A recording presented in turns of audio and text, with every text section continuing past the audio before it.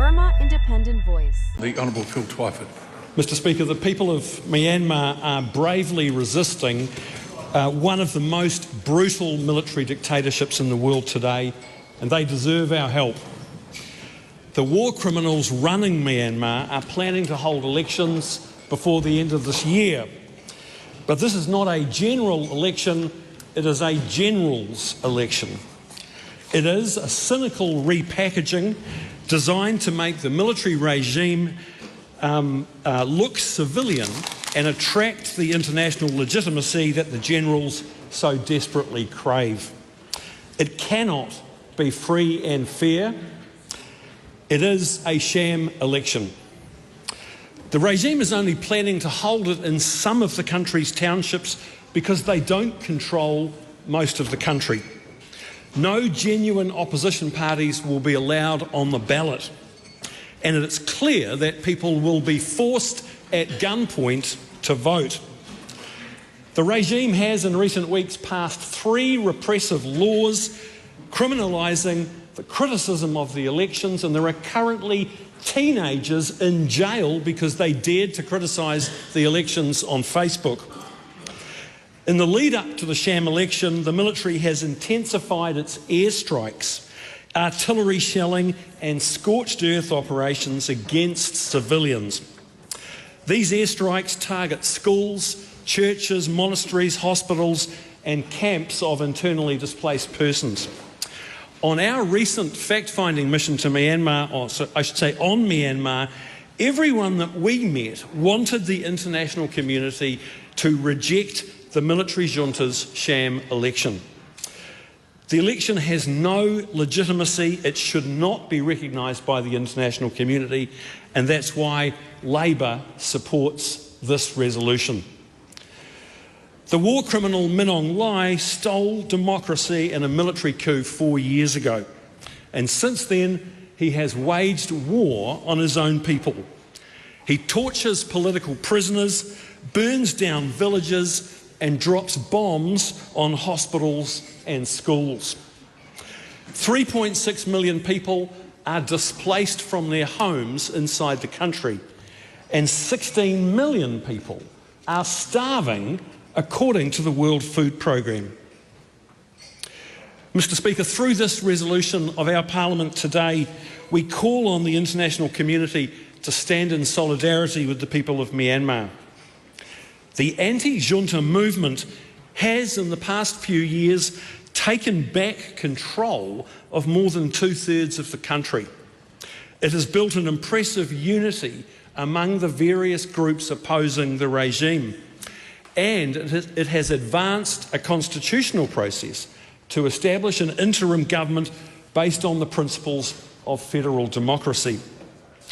Our fact-finding mission from this Parliament heard firsthand from people all over Myanmar who are building a new society and new forms of government in the liberated zones. They call it a bottom-up federal democracy.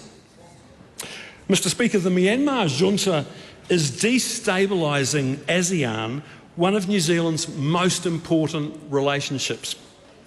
The junta's war is the biggest cause of forced displacement in Asia. Under the generals, Myanmar is the source of most of the methamphetamine that makes its way to New Zealand. It is a leader in human trafficking and home to the notorious scam centres that swindle money from New Zealanders. We urge the New Zealand government and other liberal democracies to step up and work alongside our friends in Southeast Asia to reject and isolate the military regime and stay true to the cause of democracy in Myanmar. We say to China, India and Russia, stop propping up this murderous regime that conducts airstrikes on schools and hospitals on a daily basis. Stop funding them, stop doing business with them, stop training their military, and stop supplying them with the military hardware they use against their own people.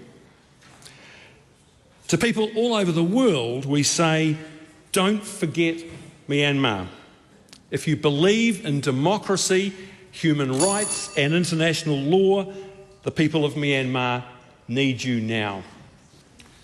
Tiana Tuyana.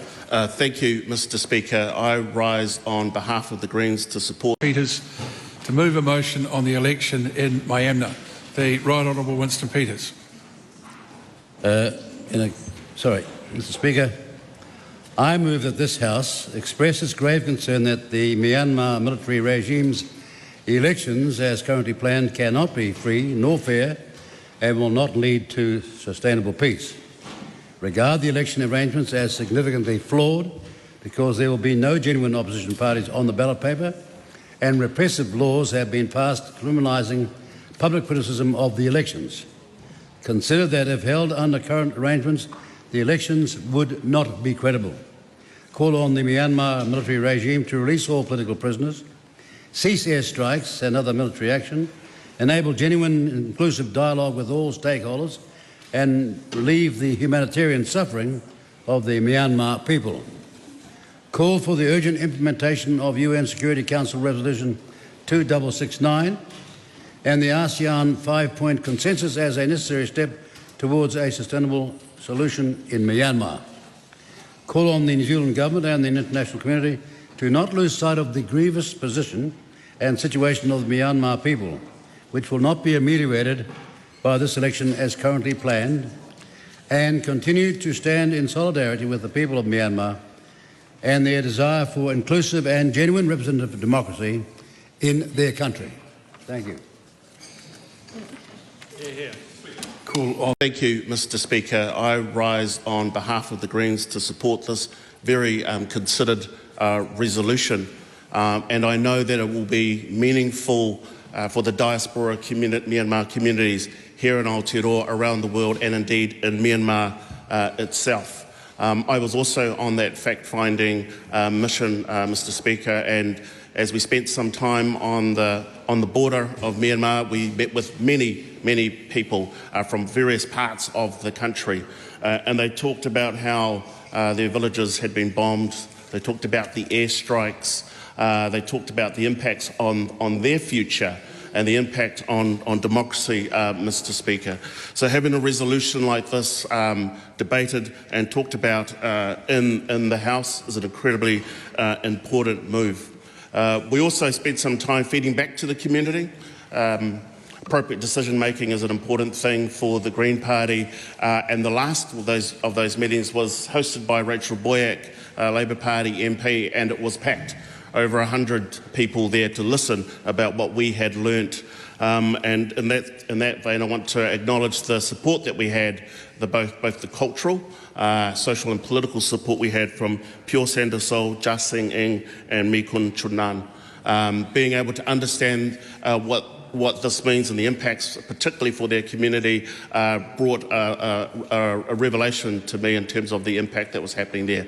What everybody said was that this is a sham election. It is not a general election, it's a general's election. And they highlighted that for a number of reasons.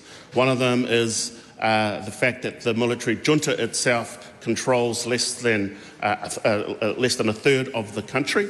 They also pointed to the fact that actually with the elections that they're planned as well, that they already get 25% of the ballot, but also they get to declare who will be on that ballot as well. There are also concerns raised about how it will be phased out as well, so there could be 1 phase, 2 phases or 3 phases, and an ability to move that around. Mr. Speaker, that is not a fair democracy, let alone the impact on all of the communities there. 3.6 million and more internally displaced people fleeing the conflict into the liberated areas, and also the millions more that are refugees on the border. This also has particular significance for here with us in Aotearoa because much of, if not most, of the methamphetamine originates from Myanmar as well and makes its way down here as well, and the growing concerns of scam centres, something that I had not heard of before until they talked to us about it. and the concerns there around people that are being trafficked into those scam centres. Mr. Speaker, it was a very learning experience, spending some time with the community, and I think it's important to acknowledge as well the role of the New Zealand Myanmar Campaign Committee, and this is a committee that is chaired by Stanley Saw, with his wife Sandra Saw supporting as well, and their daughter is part of our caucus, our Green caucus, and who is Yardna Saw, who is a Wellington Greens regional councillor. So these are impacts that impact not just in Myanmar but right across Aotearoa, New Zealand. So having our attention on this is incredibly meaningful. It means that the people can say that people in New Zealand have actually considered this motion, that they have considered the issues, that they understand the issues, they understand that the harm that the military junta is doing in Myanmar and are willing to make a stand and to call it out. Mr. Speaker, this is an important resolution.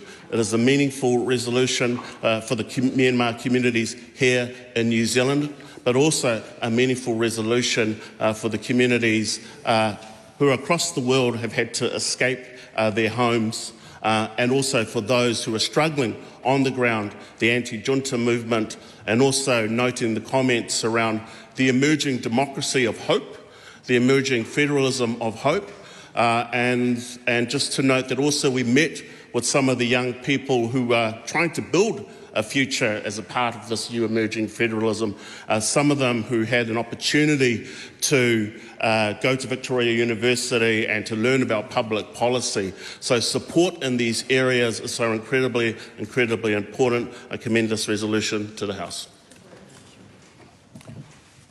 The question is that the motion be agreed to. Those of that opinion.